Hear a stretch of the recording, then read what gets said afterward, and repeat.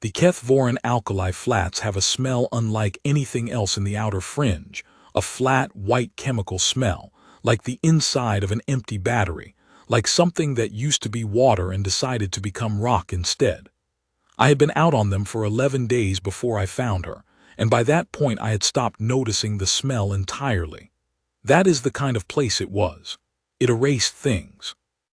I was running a mineral density sweep in Grid 7 of the Eastern Shelf series. Solo contract, 60-day term, just me and the survey rig, and a crawler that had developed an argument with its left side tread that I had been losing since day 3. The Compact Survey Authority had been mapping the Kethvoran flats in overlapping segments for 4 years, and Grid 7 was mine for the season. 400 square kilometers of cracked hardpan, subsurface mineral deposits, and the collapsed shelf series that ran northeast to southwest along what the geological maps called the Voran fracture seam. Nobody else wanted Grid 7.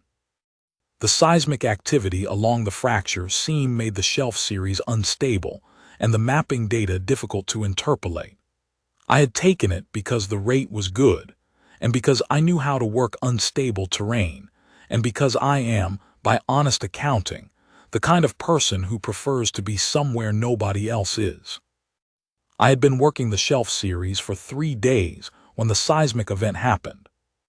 It was a minor event by the Voran seam standards, a 4-point-something on the compact geological scale, which sounds modest until you understand that the shelf series amplifies ground movement the way a tuning fork amplifies sound. I felt it in the crawler's chassis before the sensor array registered it. The hardpan shuddered. Sections of the eastern shelf face, which had been leaning outward at an angle that suggested they had been thinking about it for some time, made their decision. I stopped the crawler.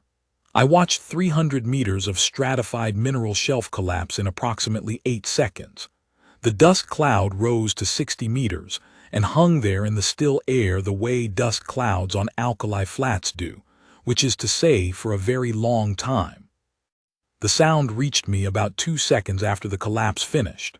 A low, sustained concussive noise, like the planet clearing its throat. I waited for the dust to settle before I drove toward it, because there was no point in doing otherwise, and because I am also the kind of person who does not hurry toward things until he knows what they are. What I found, when the air had cleared enough to see, was a depression in the hardpan approximately 40 meters across and 8 meters deep, filled with broken shelf material ranging from fist-sized fragments to slabs the size of cargo containers. The dust had settled into the cracks between them, turning the whole depression a uniform pale gray. And in the northeastern quadrant of the depression, partly buried beneath 2 overlapping shelf slabs, was something I had not expected to find. She was 4 meters tall, or had been. It was difficult to estimate with any precision because approximately the lower half of her was under the slabs.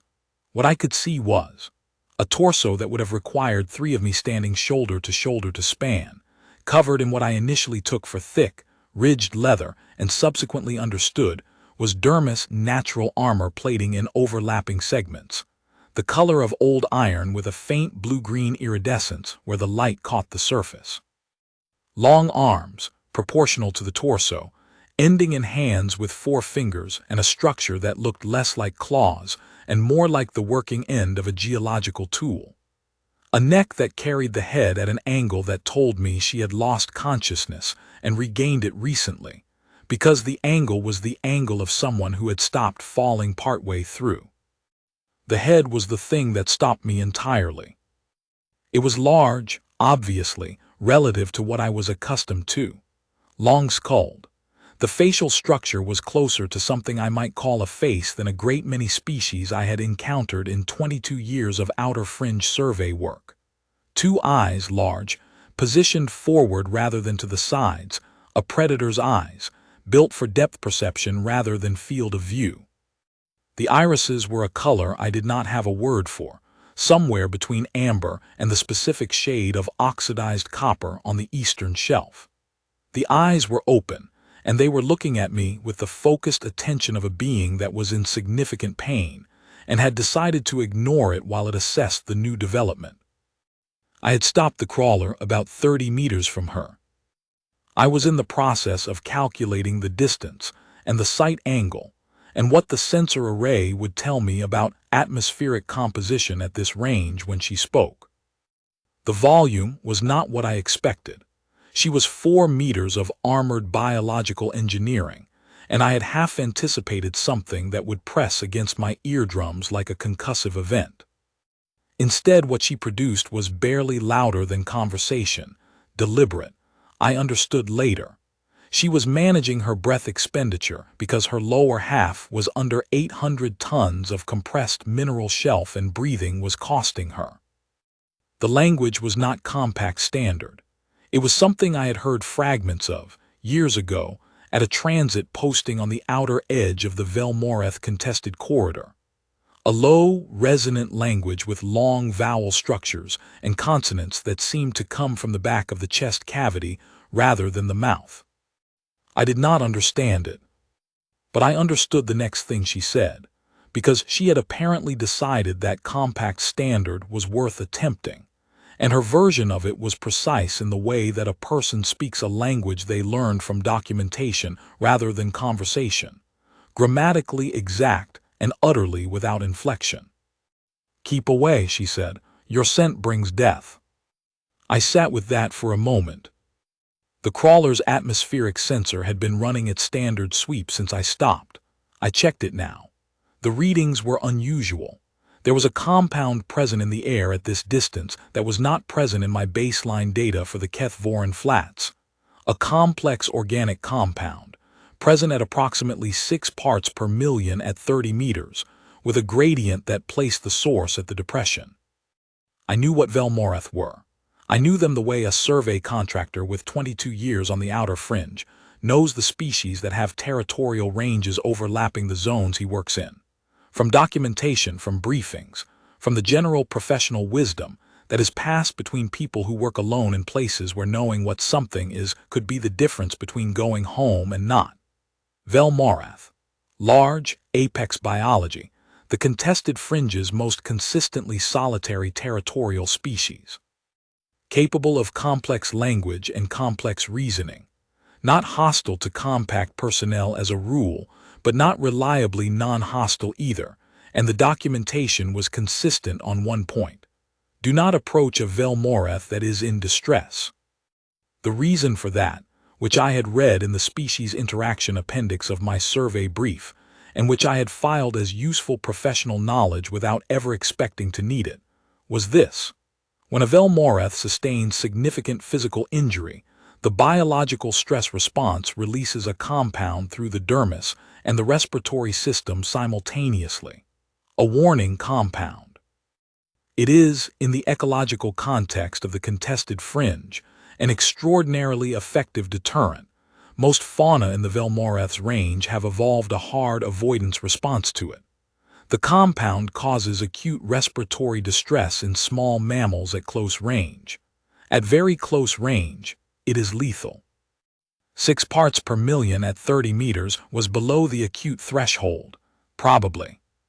The documentation gave a threshold range of 3 to 12 parts per million at 10 meters, which was not a narrow range, and which reflected the significant variation in individual Velmoreth biology. She was telling me the truth. Her own wound chemistry was radiating outward from her body, and if I drove my crawler to the edge of that depression and climbed down into it the way I would need to in order to help her, I would be walking into a zone that could kill me somewhere between 10 and 40 meters from where she was buried. I sat in the crawler and thought about this. She had not told me to go away in order to protect herself. She was 4 meters of apex predator biology buried under several hundred tons of shelf material. She had nothing to fear from me. She had told me to go away because my scent, which was to say my biological signature, which was to say my presence, brought death to me. She had warned me to protect me. I opened the crawler's storage locker and looked at what I had. The survey kit was what it always was. Core sampling equipment, atmospheric sensors, a geological mapping array, emergency rations, medical supplies for a solo operator, and the miscellaneous chemical inventory that a mineral survey operation requires. The chemical inventory included, among other things, a sealed container of polymerized alkaline buffer solution, used for stabilizing core samples in high-acidity environments. It also included a supply of the absorbent filter medium I used for atmospheric sampling in sulfur-heavy zones. I am not a chemist. I am a survey coordinator with 22 years of field experience and a working understanding of the chemistry I use in the course of that work. I looked at the alkaline buffer and the filter medium, and I thought about what I knew about respiratory chemistry and organic compound neutralization, which was not as much as I needed but more than nothing. I spent 40 minutes on it. The result was not elegant, a modified filter assembly attached to the outside of my personal environmental suit's respirator intake, packed with the alkaline buffer medium and sealed with survey-grade adhesive. It would not last forever. It would degrade as the buffer medium became saturated with the compound it was neutralizing. I estimated, based on the concentration gradient and the medium's documented absorption capacity, that it would give me somewhere between 2 and 4 hours of safe operation at close range. I also estimated that it would give me exactly 0 hours of safe operation at very close range, because the concentration at contact distance was outside the parameters I was working with. I put on the suit and the modified respirator. I checked the atmospheric sensor one more time. Concentration had increased slightly in the last 40 minutes, which told me her injuries were producing more compound, which told me she was in more distress than the initial reading had suggested, which was relevant. I climbed down into the depression. She watched me come. The amber copper eyes tracked me across the debris field without expression, which I understood was not the absence of expression, but rather an expression I did not yet know how to read. When I reached a distance of approximately 15 meters and stopped, she made a sound that was not compact standard, a low resonant note that lasted about 3 seconds and seemed to contain a question. "I have modified my breathing equipment," I said. "I am within the warning range. I want to assess your situation." There was a pause. "You will die," she said, the same precise, documentarily learned compact standard. No inflection, statement of fact. "Possibly," I said. "What is your name?" Another pause, longer this time. "Sorville," she said. "Dale Sorn," I said. "Compact Frontier Survey Contractor, Grid 7 Mineral Sweep. I am going to approach to 10 meters and assess what is holding you. Do not move if you can avoid it." She did not move. I approached to 10 meters and stopped and looked at the slabs. There were 2 primary slabs across her lower body. The larger one, roughly 6 meters by 4 meters and approximately 2 meters thick, lay across what I estimated was her lower torso and upper legs. The second, smaller slab had come down at an angle and was resting partly on the first and partly on the hardpan, creating a rough wedge that was preventing the larger slab from settling further. This was, I understood, the only reason she was alive. The wedge of the second slab had arrested the larger one's downward movement and created a pressure situation rather than a crushing one. It was stable in the short term. It was not stable in any meaningful longer term, because the first slab's weight was slowly deforming the second, and when the second failed, the first would settle another half meter, and that would be the end of Sorville. I could not move either slab. My crawler was not equipped for this kind of load. I could not call for heavy extraction equipment. The nearest compact facility with that capability was 4 hours away, and I had no reason to believe they would deploy it for a Velmoreth in the outer fringe, without a significant amount of authorization that I did not currently have. What I could do was stabilize the wedge.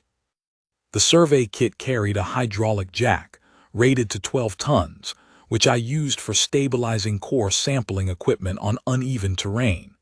12 tons was approximately 1% of what I needed. However, The jack was not designed to carry a load directly. It was designed to distribute load across a contact surface. The second slab was resting on 3 contact points on the hardpan. If I could position the jack at the critical contact point and extend it to bear partial load, I could reduce the deformation rate of the second slab and buy time. I went back to the crawler and got the jack. I also got the remaining alkaline buffer medium and rebuilt my filter assembly, doubling the thickness and accepting that it would probably last less time than my first estimate because the concentration was higher now. When I came back with the jack, she watched me with the same unreadable attention. "What are you doing?" she said. "Buying time," I said. "I am going to position a stabilization device under the secondary slab. Do not move." "You should leave," she said. "The compound will reach lethal threshold at this range in less than a day." "I am working on that," I said. "Where does it hurt most?" A silence. "My right lower extremity," she said. "There is a fracture. The compound production is highest at a fracture site." That was useful information. The fracture site was the primary source. If I could get anything around the fracture site to reduce the surface area radiating compound, I could drop the ambient concentration. "I am going to work on the slab first," I said. "Then I will tell you what I need." I positioned the jack at the critical contact point. It took me an hour and cost me 3 failed positioning attempts and 1 moment where the secondary slab shifted 2 centimeters, and I moved faster than I had moved in approximately a decade. When the jack was seated and extended, the shift rate of the secondary slab dropped to something I could measure with a micrometer rather than by watching. It would not hold forever, but it gave me more time than I had had. I rebuilt my filter assembly again, using the last of the buffer medium. I estimated 3 hours on the rebuilt assembly, less if she produced more compound, which she would as the fracture continued. "Sorville," I said. "Yes," she said. "I need you to tell me about the fracture. How large is it? What is above it? Is there any material from the shelf collapse covering it, or is it exposed?" She told me. The fracture was in the outer dermal layer of her right lower leg, below the main weight-bearing zone. It was approximately 60 centimeters across, which was, relative to her scale, a moderate fracture, the kind of thing that would be inconvenient rather than immediately life-threatening in isolation. The problem was not the fracture.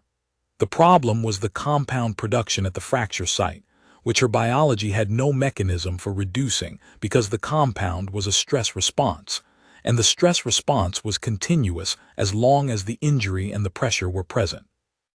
The fracture was exposed. It was below the edge of the primary slab rather than under it. "I am going to approach the fracture site," I said.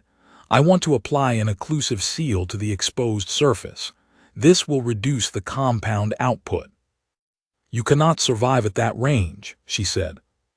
"My filter is rebuilt," I said. "I have a margin." "Dale Sorn," she said. My name in her mouth had a different weight than I expected, not because of the language difference but because of something in the way she said it. "Why are you doing this?" I thought about it. "Because you told me to go," I said. "That is not a reason to go. That is a reason to stay." She was quiet for a long time after that. I went to the crawler and got the geological sealant, a polymerized adhesive spray used for stabilizing friable core samples. It was designed for mineral surfaces. It would not interact well with living tissue as a permanent application. For a temporary occlusive seal on a non-porous dermal surface, it was the best thing I had. I approached the fracture site. The ambient compound concentration climbed as I got closer. My modified filter was working. I was not experiencing respiratory distress, not yet, but I could feel the chemistry at the edges of what the filter was managing, a faint tightness at the back of my throat that was probably psychosomatic and possibly was not. I applied the sealant across the exposed fracture surface. She held completely still while I did it, with the specific quality of stillness that belongs to very large beings when they understand that something small and careful is working on them, and that movement would cause harm. When I finished and stepped back to 10 meters, the atmospheric sensor reading had dropped by 30%. That will degrade over time, I said. I will need to reapply it. Probably every 4 to 6 hours. You intend to stay, she said. Yes. The compound production will increase. My biology will not reduce it. You cannot maintain a filter assembly indefinitely from your survey supplies. I know, I said. I am working on a longer-term solution. How long does it take for a Velmoreth biological distress signal to reach a response vessel? Silence. 50 hours, she said. At the nearest relay point, if a response vessel is in range of the relay. I filed a Velmoreth biological welfare notification with the compact fringe relay 19 minutes ago, I said.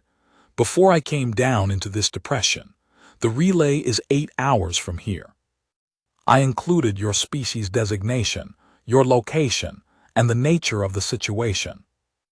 A longer silence than any of the previous ones.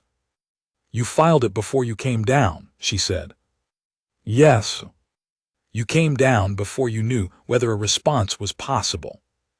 Yes. Why? She said. And this time there was something in the compact standard that had not been there before, not emotion, exactly, but a quality of genuine inquiry that the earlier exchanges had not contained. As though the question was one she was actually working through, and the answer mattered. Because whether a response was possible was not the relevant consideration, I said. She did not respond to that. But the quality of her attention changed in a way I could feel across 10 meters of alkali flat, which is not something I can explain precisely, and which I am not going to try to. I went back to the crawler. I made tea on the camp stove, and I sat at the edge of the depression with it, and I looked at the Kethvoran flats extending in every direction, and I thought about nothing in particular for a while, which is a skill I had developed over 22 years of solo work in places where there was nobody to think at. After a time she spoke. Dale Sorn. Yes. What is Grid 7? I told her. The mineral survey, the shelf series, the seam mapping. She listened with the attentiveness of someone cataloging information rather than making conversation.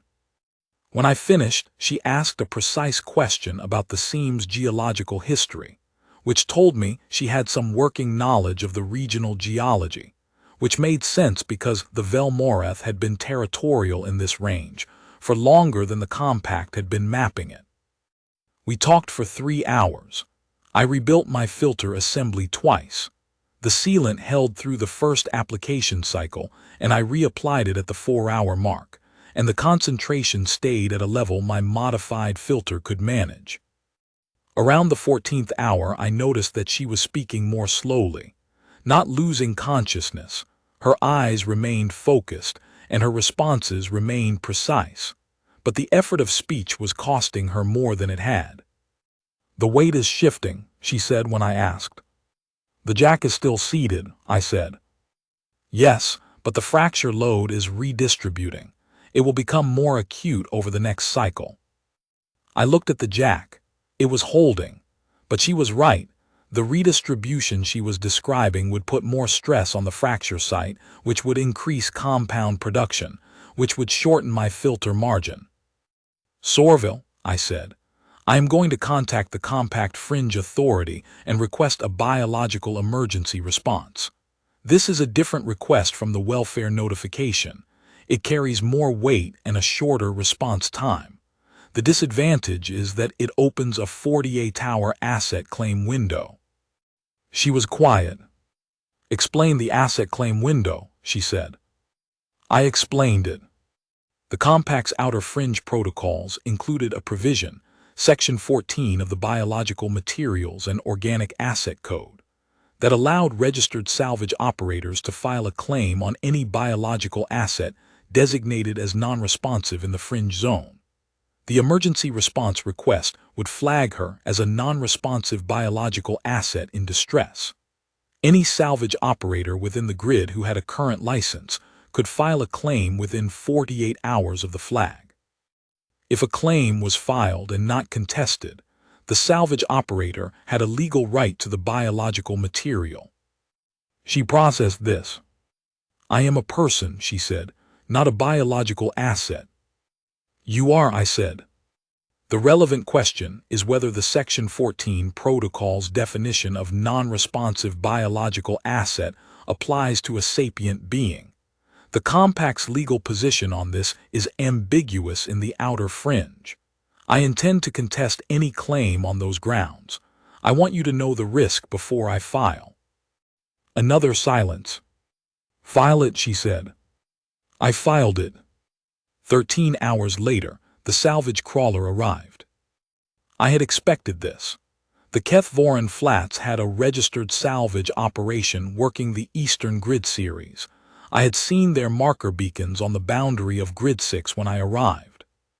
They were a two-person operation with a medium-class crawler, the kind of outfit that specialized in mineral deposits and equipment salvage in the outer fringe, and who had presumably diversified into biological assets when the regulatory environment made it possible. The crawler stopped at the edge of the depression. Two people got out and looked down at Sorville. One of them was a compact-registered salvage operator named, based on his rig markings, Veth Carroll. The other was a survey-grade independent I did not recognize. "Survey contractor," Veth Carroll called down. "You are in a restricted biological asset zone. I have filed a Section 14 claim on the asset in this depression." "I am contesting that claim," I said. "Under the compact species designation provisions, a sapient being with documented linguistic capability and self-identification cannot be classified as a biological asset under Section 14. The outer fringe species designation provisions require a registered compact xenobiologist to certify sapience," Carroll said. "You are a survey contractor." "I am a compact registered survey contractor with 22 years of fringe documentation credit," I said. "I am filing an emergency sapience notation under Survey Code 7, which grants provisional sapience recognition pending formal certification when a registered compact field operator has directly documented linguistic exchange with the being in question." There was a pause. "Survey Code 7 has not been invoked in the outer fringe in 11 years, Carroll said. "It remains in force," I said. "My documentation of the linguistic exchange began at hour 1 of contact and is continuously logged in my survey array. I will transmit the log to the Compact Fringe Authority simultaneously with my Code 7 filing." I transmitted the log. The log contained 14 hours of recorded exchange between myself and Sorville, in 2 languages, covering geology, fringe territorial history, the nature of the Velmoreth biological distress response, and a sustained discussion of the Kethvoran Shelf series that would have satisfied the documentation requirements for a xenological field report at any compact facility in the outer fringe. Carroll looked at his independent contractor. The independent contractor looked at the log transmission confirmation on his handheld. There was a short, quiet exchange between them that I did not hear. "We will contest the Code 7 filing at the Fringe Authority," Carroll said. "You are entitled to do that," I said. "The provisional sapience recognition is in force until the contest is resolved. During that period, Section 14 claim rights are suspended. You know that." He did. He was not happy about it, but he was a compact registered operator and he knew the code. They got back in their crawler and left. I rebuilt my filter assembly. The concentration had climbed another 12% during the exchange. Sorville's compound production was tracking her stress level, and the interaction had been stressful. I applied another sealant layer to the fracture site and stepped back to 10 meters and checked the sensor. "They will return," she said. "Possibly," I said. The Velmoreth response vessel has a shorter timeline now that the emergency flag is up. I filed an updated position report and an amended welfare notification citing the Section 14 contest. The Fringe Authority relay will have both within the hour. You know the code well for a survey contractor, she said. I have worked the outer fringe for 22 years, I said. I have read the survey code completely at every annual recertification, including the appendices, including the sections that seemed unlikely to apply. The long amber copper gaze settled on me with an attention that had weight. Your survey code 7, she said, the linguistic exchange documentation. Yes. You began logging it at hour 1. Yes. Before you knew about the Section 14 provision, before you knew a salvage claim was possible. Yes. You logged it because I was talking to someone, I said, and a record should say what happened. She was quiet for a long time after that. The light on the Kethvoran flats was beginning to change. The fringe sun was moving toward the horizon, which on this moon meant a slow dimming rather than a sunset, the light going from white to a pale amber that caught the surface of her dermis and made the blue-green iridescence sharpen. She was extraordinarily uncomfortable and had been for more than a day and was not performing otherwise, which was a kind of dignity that I found I respected without needing to say so. Dale Sorn, she said. Yes. Why did you come to the outer fringe? I told her. The 22 years. The preference for solo work in places nobody else was. The mineral surveys, the shelf series, the grids. The way the work made sense to me in a way that most other things did not, the precision of it, the accumulation of data about places that had not been measured before, the satisfaction of a record that said accurately what was there. She listened. Velmoreth come to the outer fringe because our territory follows the seismic zones, she said. The seismic activity produces the mineral concentrations that our primary prey requires. The Kethvoran flats are at the edge of my territory. I was conducting a boundary survey when the shelf collapsed. A boundary survey, I said.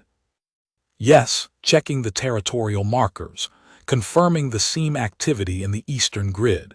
It is a task that young members of a territorial line perform, to learn the boundary, to know the range. You were alone, I said. Yes, a boundary survey is conducted alone. It is how you learn to know a range, by moving through it without another's guidance. How old are you, I said, by your reckoning? A pause. Equivalent in your terms to approximately 22 of your years, she said. 22 years. The same number I had spent on the outer fringe. She was, by the mathematics of her species, a young adult, past the point of childhood, not yet past the point of her territory defining who she was rather than who she had chosen to become. She was the last of her survey line, I had guessed, and I was right, as she told me in the next hour. A territorial illness 3 seasons ago had taken the senior members of her line, leaving her as the youngest and only remaining holder of the boundary knowledge for this range. The boundary survey was not merely a rite of passage. It was a necessity. If she did not complete it, the line's territorial claim to the Kethvoran seam series would expire at the next Velmoreth convocation. She was conducting a boundary survey, alone, with her line's entire territorial knowledge, when the shelf collapsed on her. I sat with that. Sorville, I said, the response vessel, when it arrives, the territorial documentation, does it carry your line's registry data? The response vessel will carry a Velmoreth line recorder, she said, a specialist. Why? Because you should complete the boundary survey, I said. Your observations from the survey, what you documented before the collapse, they are in your memory. A line recorder can take that documentation from you and preserve it regardless of what happens next. A silence longer than any of the previous ones. You understand Velmoreth territorial law, she said. I have worked the outer fringe for 22 years, I said again. I read the xenological documentation at every posting, including the sections that seemed unlikely to apply. A sound from her that I had not heard before, low, resonant, not a word, something that seemed to come from further inside her chest than speech came from. I did not know what it meant. I know what I thought it meant, which may or may not have been accurate, and which I will not claim more certainty about than I have. The response vessel arrived 36 hours after my initial welfare notification, 14 hours faster than Sorville's estimated 50-hour timeline, which suggested that the relay had flagged the situation at a higher priority than standard, possibly because of the Code 7 filing and the Section 14 contest, possibly because the vessel had been in a closer range than expected. It was a large vessel by outer fringe standards, a Velmorath hull, recognizable by the hull configuration I had seen in the xenological documentation, designed for the kind of heavy extraction work that a species of Sorville scale required for medical emergencies. It came down on the hardpan 200 meters from the depression. The figure that emerged was large, not Sorville scale, but larger than a human, the proportions of a Velmorath young adult, and moved with the efficiency of someone who had done this before. There was an exchange in the Velmorath language that I could not follow. It was brief and specific, and the line recorder, who was, I understood, a specialist in exactly the role Sorville had described, produced equipment I did not recognize and began a process that, from the outside, looked like the recording of an oral account, which is probably close to what it was. Then there was the extraction. I watched from the edge of the depression. The response vessel's equipment was appropriate to the task in a way that mine had not been. Hydraulic lifters that made my survey jack look like a child's toy, a medical team of 3, extraction protocols that were clearly practiced and efficient. The primary slab came off her in 12 minutes. The secondary slab took 4 more. What emerged from under those slabs was damaged. The right lower leg fracture was serious. The pressure injury across the lower torso was extensive, and there was internal bruising that the medical team assessed with instruments I could not identify. But she was alive, and she was conscious, and she was talking to the medical team in Velmorath with the same precision and economy she had used with me. They had her on the extraction platform in 20 minutes. The medical team was efficient and quiet and professional in the way of people who do not waste time when there is work to do. Before they moved her to the vessel, she turned her head and found me at the edge of the depression, the amber copper eyes. "Dale Sorn," she said. "Yes." "The Code 7 documentation," she said. "It will be accepted at the Fringe Authority. The Velmorath response vessel's registry carries legal weight in the outer fringe. I have confirmed the exchange and the Sapience designation. The Carroll claim is closed." "Thank you," I said. "The boundary survey is preserved," she said. "The line recorder has the documentation. The territorial claim at the Keth-Vorin convocation will hold." "Good," I said. A pause. "You stayed inside the compound radius for 36 hours, she said, "with modified equipment that was not designed for this." "Yes." "You did this because I told you to go." "Yes." She held my gaze across the 30 meters between us. The light on the flats was the pale amber of the fringe midday, and it caught the blue-green iridescence of her dermis, and she looked like something that had been made by the same forces that made the Shelf series and the Hardpan and the Seam, ancient, specific, exactly what this place required. "There is a word in the Velmorath language," she said, "for the being who stays in the radius when the radius says go. It is a very old word. It predates the territorial law. It predates the line recorder tradition. It comes from a time when Velmorath did not survive injury alone."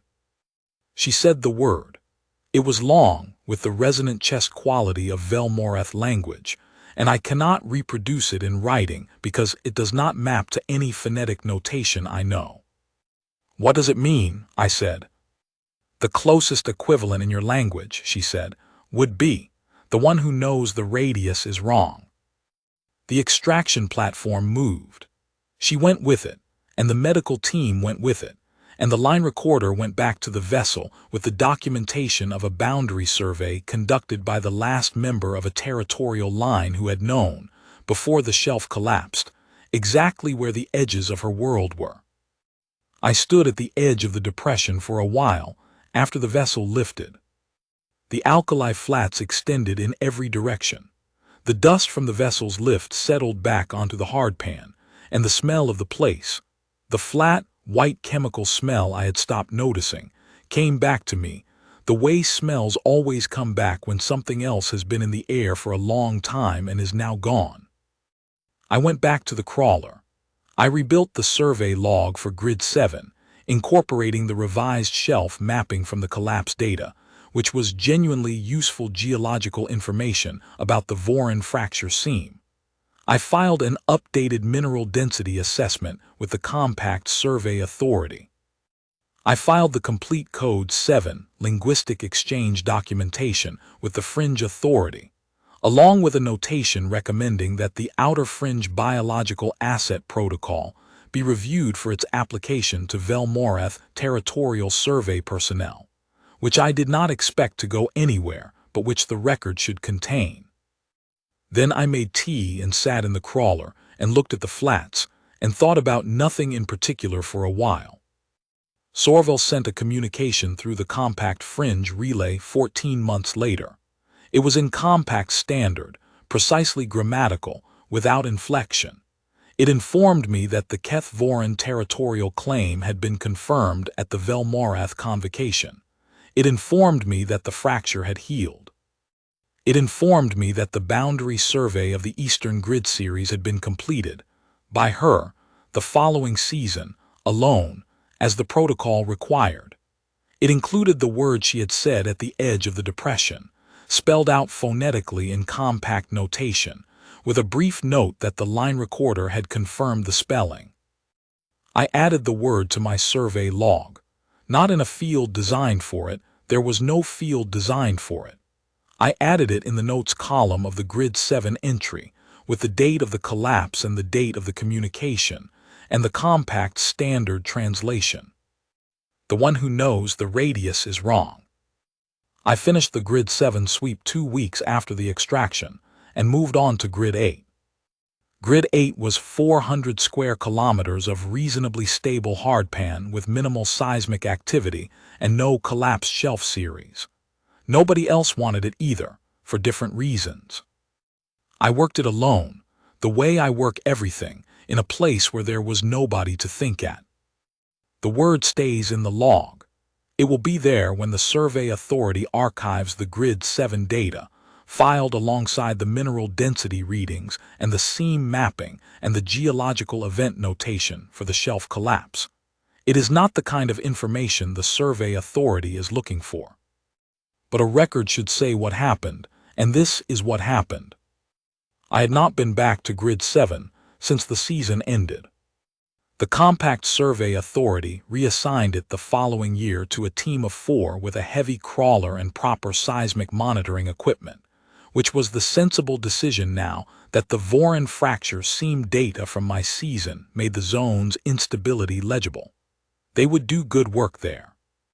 They would probably never know that the shelf collapse data they were building on had been gathered partly by a man sitting at the edge of a depression for 36 hours, rebuilding a chemical filter assembly out of survey materials every 3 hours, talking to a 4-meter apex predator about geology.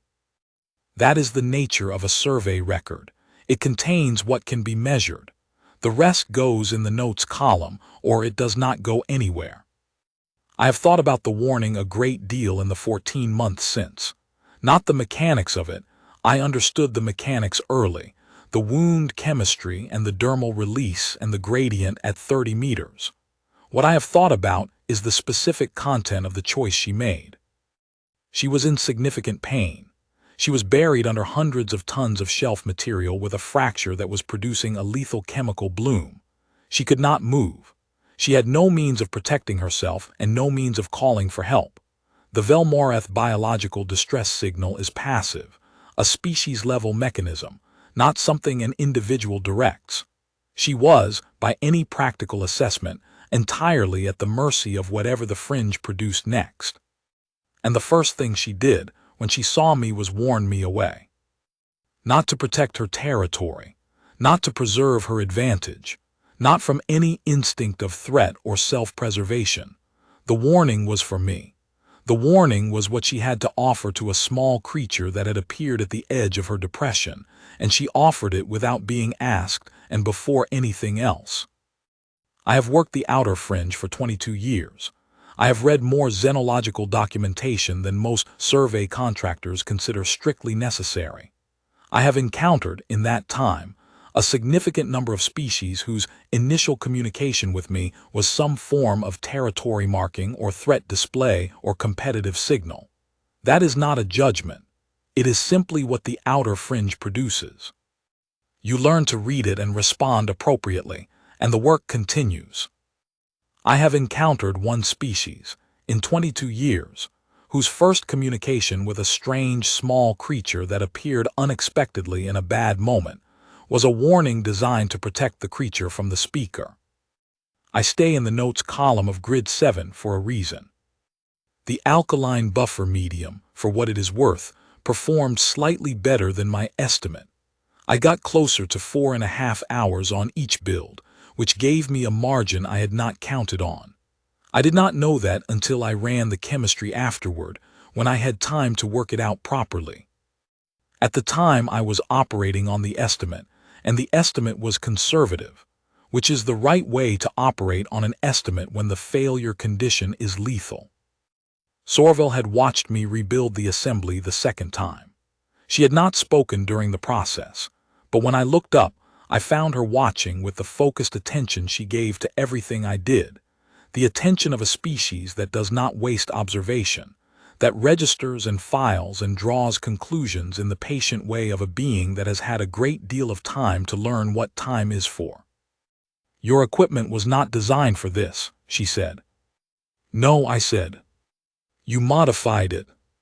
"Yes." "How long will the modification hold?" "I estimate 4 hours," I said. "I rebuild it when the margin drops." She was quiet for a moment. "You are going to keep doing this," she said, "until the response vessel arrives." "Yes," I said. "That is 36 hours from now." "Yes," I said. "You cannot sleep while maintaining the filter assembly," she said.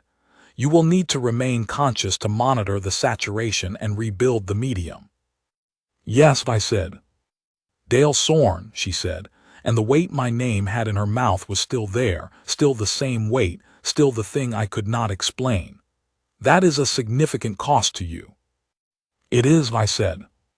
"You are doing this for a being you do not know," she said, "in a zone that my biology is making lethal, because I told you to go." "Yes," I said. She was quiet for a long time. "Humans are very strange," she said, eventually, and the precise compact standard that she used for everything else was the same, but there was something underneath it, not inflection, which she did not use, but a quality of genuine observation, the kind of thing that belongs to a person who has just discovered a data point that does not fit any existing category and is deciding what to do with it. "We have been told," I said. I will not say the 36 hours were easy. They were not. I was awake for all of them, running on ration supplements and tea and the particular form of focused attention that solo fringe work teaches you, a narrowed, sustainable alertness that is not the sharp attention of crisis, but the steady attention of work that needs doing and is going to take as long as it takes. I rebuilt the filter assembly 9 times. I reapplied the sealant at the fracture site 4 times. I slept for approximately 20 minutes at the 28th hour, in the crawler, with the atmospheric sensor alarm set to trigger at a compound increase of 5%, and the alarm did not trigger. We talked for most of it, the geology, the seam history, the Velmoreth territorial convocation system, and how it had adapted over the centuries as compact mapping pushed further into the outer fringe. My 22 years and what they had been, the postings and the grids and the specific quality of alone that the flats produce, which is different from the alone of mountain terrain or the alone of enclosed station work.